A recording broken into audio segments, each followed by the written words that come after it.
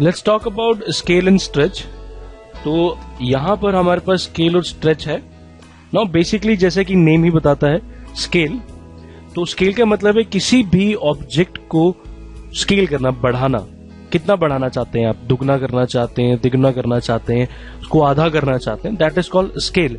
तो मैं जैसे कि मेरे पास ये ड्राइंग है, मैं इस ड्राइंग को स्केल करना चाहता हूँ, थोड़ा बढ़ाना चाहता हूँ। तो let's see how I can do it in AutoCAD। तो मैं यहां से कमांड ले रहा हूं स्केल, और ये मैं कमांड पे SC लिख के भी स्केल कमांड ले सकता हूं, जैसे कि I am typing SC enter the scale. It is asking me select object. मैं इस पूरी ड्राइंग को स्केल करना चाहता हूं, मैंने पूरी ड्राइंग सेलेक्ट कर ली, enter. Now it is asking me base point, कहां से मुझे इसको स्केल करना है। I said this is my base point. Now it is asking me specify scale factor, किस फैक्टर से आप इसको कितना बढ़ाना चाहते हैं। तो मैंने कहा इसको मैं दुगना करना चाहता हूं। I enter here 2, enter. Now if you see, all the dimension get twice of the previous dimensions. ये देखिए 20, 10 थी 20 हो गई है, 4, 4, 4. So this is how we execute scale command in AutoCAD. Now repeat this command once again. I'm taking scale. Now I want to scale the object. This is my object. I want to scale it. मैं select कर लिया इसको।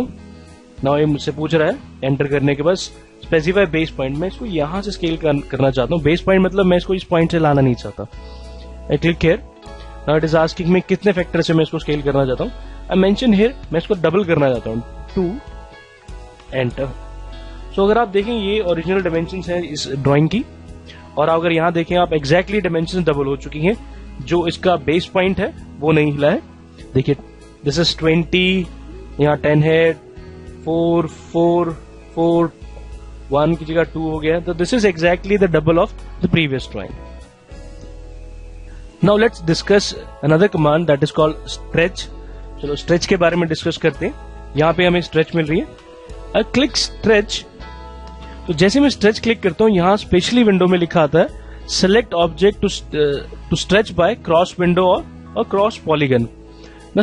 यहाँ लिखा है stretch select object. अगर मैं cross window बनाऊंगा तभी ये सिलेक्ट हो पाएगा। सपोज अगर मैंने यहाँ पे क्रॉस विंडो ना बना के मैं इस पूरे ऑब्जेक्ट को सिलेक्ट कर लेता हूँ, तो दिस मीन्स 29 ऑब्जेक्ट फाउंड। अभी मुझसे पूछ रहा है बेस ऑब्जेक्ट। एंटर करने के बाद I pick this is my base object. अब मैं इसको स्ट्रेच करने की कोशिश कर रहा हूँ, बट ये समय स्ट्रेच नहीं, मूव हो रहा है। अगर ध्यान से देखें आप, दिस इज गेटिंग मूव्ड। सो अगर मैं चाहता हूं कि इस ऑब्जेक्ट को मैं स्ट्रेच करूं, तो उस सिचुएशन के अंदर मुझे क्रॉस विंडो बनानी पड़ेगी, और थोड़ा जिस पोर्शन को मैं स्ट्रेच करना चाहता हूं सिर्फ उतनी ही पोर्शन को मुझे सिलेक्ट करना होगा। Now let's see how stretch command works, कैसे स्ट्रेच कमांड काम करती है। I am taking stretch. मैं क्रॉस विंडो बना रहा हूं यहां से लेकर यहां तक, enter. Now it's asking me base point. मैं चाहता हूं कि यहां से इसको स्ट्रेच करूं ऐसे। तो अगर इस सिचुएशन में अगर आप यहां देखें तो मेरी लाइन प्रॉपरली सीधी नहीं जा रही। अगर मैं चाहूं कि इसको सीधा लेके जाऊं, तो यहां से मैं ऑर्थो मोड को ऑन कर सकता हूं। मैंने ऑर्थो मोड ऑन कर लिया। Now see I can easily stretch it in horizontal direction like this. So this is how the stretch command works. एक बार दोबारा करके देखते हैं। Picking up the stretch command, cross window बनाई मैंने, that is green window, enter किया। Base point पूछ रहा है, this my base point, my ortho is on, now click. So this is how stretch command executes.